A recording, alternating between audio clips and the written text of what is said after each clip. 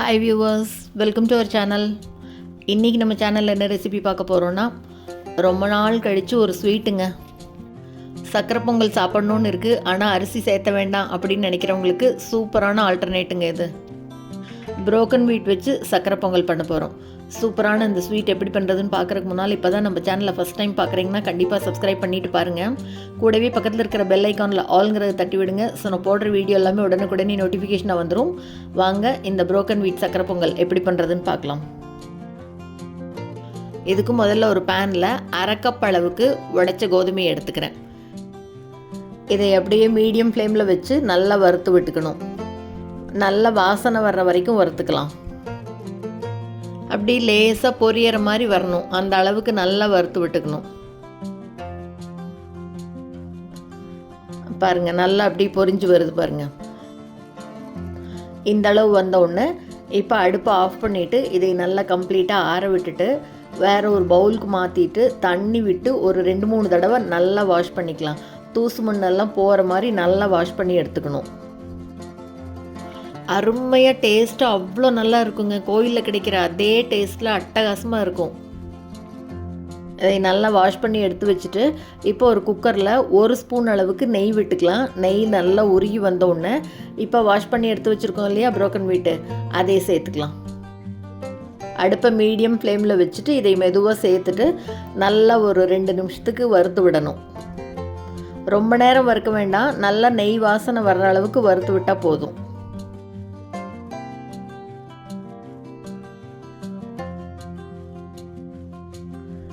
இப்போ இதுக்கு தண்ணி சேர்த்துக்கலாம். அரை கப் அளவு ரவைக்கு 1.5 கப் அளவு தண்ணி சேர்த்துனா சரியாக இருக்கும். 1.5 கப் அளவு சேர்த்துக்கிறேன். இப்போ இது எல்லாத்தையும் நல்லா ஒரு தடவை மறுபடியும் கலந்து விட்டுறலாம். இப்போ மூடி போட்டு மூடி வச்சிடலாம். 3 விசில் வர்ற வரைக்கும் விட்டுறலாம். கோதுமை நல்லா வெந்து வரணும். இப்போ இதுக்குள்ளே பாகு ரெடி பண்ணிக்கலாம். அரை கப் உடைச்ச ரவைக்கு அரை கப் அளவு வெல்லம் சரியாக இருக்கும். அரை கப் வெல்லத்துக்கு அரை கப் அளவு தண்ணி விட்டுக்கலாம். தண்ணி விட்டுட்டு நல்லா கரைச்சி விடணும். பாகு பதமெல்லாம் எதுவும் வர வேண்டாம், வெல்லம் நல்லா கரைஞ்சதுன்னா போதும். தண்ணியில் அரை கப் உடைச்ச கோதுமை, அரை கப் அளவு வெல்லம், அரை கப் அளவு தண்ணி. கோதுமை வேகிறதுக்கு 1.5 கப் அளவு தண்ணி. இப்போ இதை கரைச்சி எடுத்து வச்சுட்டு குக்கர் ஆறிருக்கு, எடுத்து திறந்து பார்க்கலாம். பாருங்க, கோதுமை நல்லா வெந்து வந்திருக்கா. தண்ணியாக இருக்குதுன்னு நினைக்க வேண்டாம். இப்போ நம்ம இது கரைச்சி வேக விட்டோம்னா சரியாயிரும்.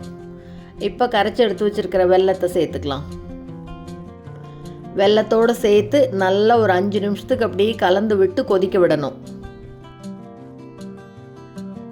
கண்டிப்பாக இதை ஒரு தடவை செஞ்சு பாருங்கள். சக்கரை பொங்கலுக்கு பதிலாக எப்போவுமே இதே தான் செய்வீங்க.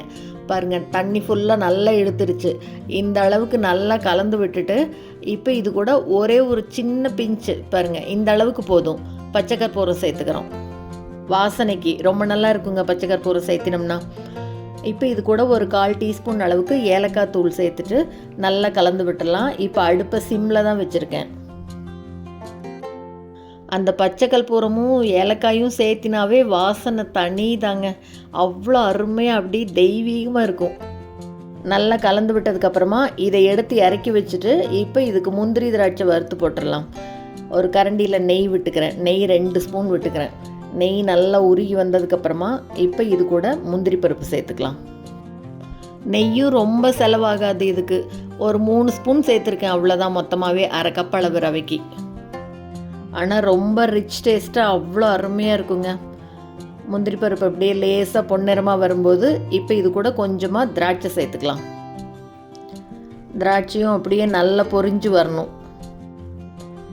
ரெண்டும் நல்லா பொரிஞ்சதுக்கப்புறமா அடுப்பை ஆஃப் பண்ணிவிட்டு இதை எடுத்து அந்த பொங்கல் மேலே கொட்டிட வேண்டியது.